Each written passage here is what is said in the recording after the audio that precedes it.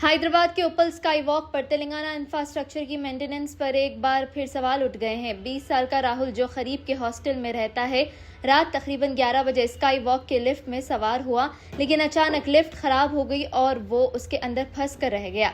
राहुल ने मदद के लिए कई मरतबा कोशिश की, मगर उसे बाहर निकालने में 2 घंटे से ज्यादा वक्त लग गया।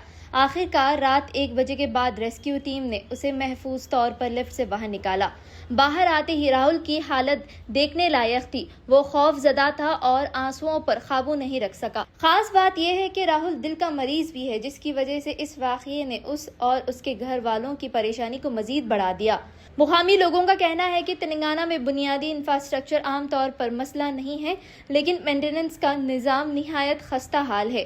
इस वाकये ने पब्लिक फैसिलिटीज की देख रेख और वक्त पर मेंटेनेंस के दावों पर भी सवाल खड़े कर दिए हैं।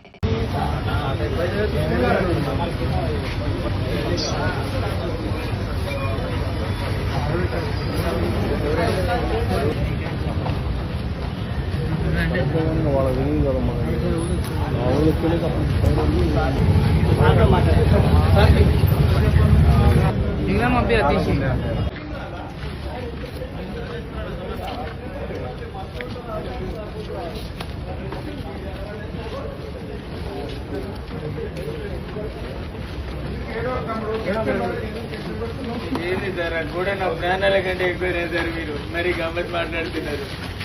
కాల్సింది అమ్మాయినా సరే కూడా చేపిస్తా అని చెప్పిన ఐక్యం కావాలి సార్ మీకు. అదేదో డిఫెక్ట్ ఉంది గిఫెక్ట్ ఉంది అనుకుంటే అంతసేపు తీయకుంటున్నారు.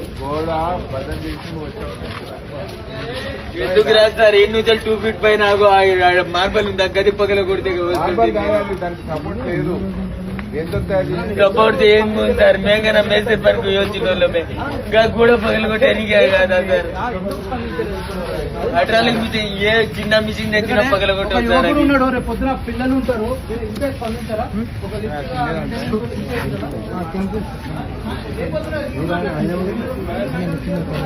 ఓకే